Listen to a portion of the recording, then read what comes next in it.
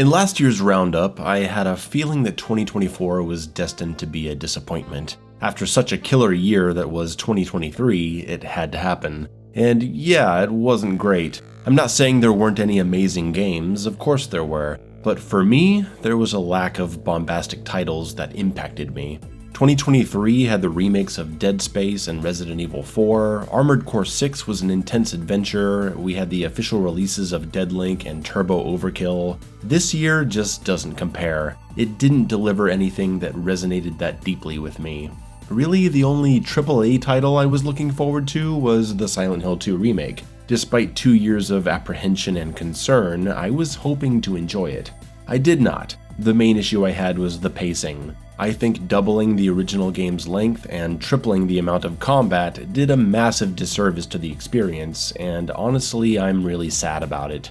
It ended up taking the wind out of my sails for the rest of the year, because it was at the end of a 2-month period of incredible stress for me. But it was stress over good things. A long video project for next year, some personal creative projects, and collaboration on the upcoming indie title Rising Heat. It's set for next year, and it's been an honor to be able to assist in balancing and some creative decisions. Check out the demo on Steam.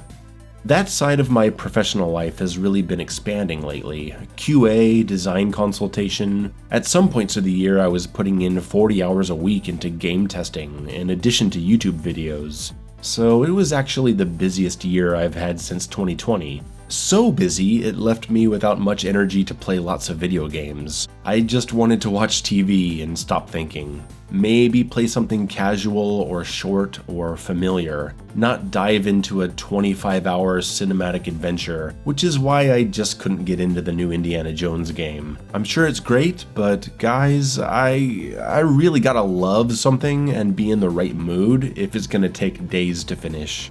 This year, I was far more entertained by shorter, snappier experiences like Mullet Mad Jack, Crow Country, and some old games I finally got around to playing. Darksiders, Devil May Cry 1, 2, and 3, all 4 Batman Arkham games, they turned out to be the most entertaining parts of my year. And for this channel, right? Not only did I get to experience some incredibly fun classics, I got to stir up fan rage not seen since Ultra Kill with my Rage Quit video for Arkham Knight. Ooh, I have not seen a freak out like that in a while. It was glorious. Yeah, I definitely lost some viewers over that drama, but I don't care. The entire thing was hilarious, it's given me a new running joke for the channel, and I very much enjoyed all the chaos in the comments sections. I hope everyone else got a good laugh out of it too. The Arkham games will definitely be appearing on the Best and Worst of 2024 video coming next month. I also enjoyed some of the retrospective content I put out this year. I talked about my favorite Resident Evil enemy, the Crimson Head, and how they've been making a comeback in other horror titles. And I finally did an official telling of one of my favorite personal stories, how Resident Evil 2 got screwed up for me by some academic drama I was going through at the time. Sadly, a bunch of people took this as me saying I think Resident Evil 2 sucks, and I truly hope they get some help, because obviously Resident Evil 2 is a great game. I love it. It's just my least favorite. And not necessarily because of what happened to me at the time, but because of my connection to RE1 and what my expectations were. Check out that video if you haven't seen it, it's a funny story. And of course there's the Doom stuff. We got the big reveal of Doom: The Dark Ages, a 2016 prequel that looks like it's gonna be awesome. I did a detailed trailer breakdown, which seems to be the go-to video for analysis, and I followed it up with a few videos looking back at aspects of Doom Eternal and how my thoughts have evolved after 4 years. Weak points, platforming, quick swapping, and finally the Marauder, which started it all.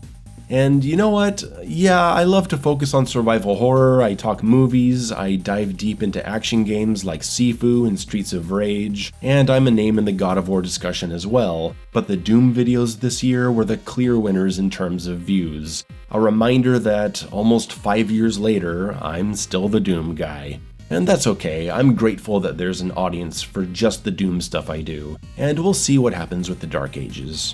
Sulaco is also an interesting one to cover. I liked it once it came out in early access, though I did have some issues with it. But it's really grown on me with repeat playthroughs, and I did several update videos discussing several mechanics and how parts of gameplay have changed as the patches come out. They aren't the most popular videos, but I like providing that information for those who are interested, like the Crow Country video on hard mode. People have no idea what hard mode actually changes, so I talked to the director and put out a video specifically covering all the ways hard mode differs from normal. I hope people find that stuff helpful and interesting. Another big moment of 2024 was the breakdown of 3D Realms, a very public disaster as they were not happy with how channels were reviewing Phantom Fury. If you missed that drama, you need to check it out because it's hilarious and I am mentioned in it as well as several other YouTubers. When I think about this year in terms of games I played, the first half feels much better than the second. When I think first half of 2024, I think Crow Country, Mullet Mad Jack, Sulaco, Conscript, the DMC and Arkham games, the Doom reveal, lots of entertainment. When I think second half, I mostly just think of 3 horror titles in a row letting me down, also feeling really tired, and everyone in the world angry and yelling at each other. I'm just ready to move on. So what's coming up on this channel? Well, we have a big 3-hour video on a classic TV series, publishing in February because the winter season isn't great for YouTube revenue. I'm obviously looking forward to the new Doom, I'm really excited for the new 2D Ninja Gaiden by the Blasphemous devs, Slay the Spire 2 is looking absolutely gorgeous, and I'm interested in the new Double Dragon. We have some promising titles coming up in the survival horror genre with Heartworm, Scarlet Lake, and Echoes of the Living. Toss in a few surprises and I think we'll have a good year. Maybe even Resident Evil 9? Who knows? Okay everyone, thanks for listening to me spew my thoughts out at the end of the year. I'll have the best and worst of 2024 video out in a few weeks. Merry Christmas, happy holidays, stay safe and warm, and take the time to do something nice for someone you love. Bye.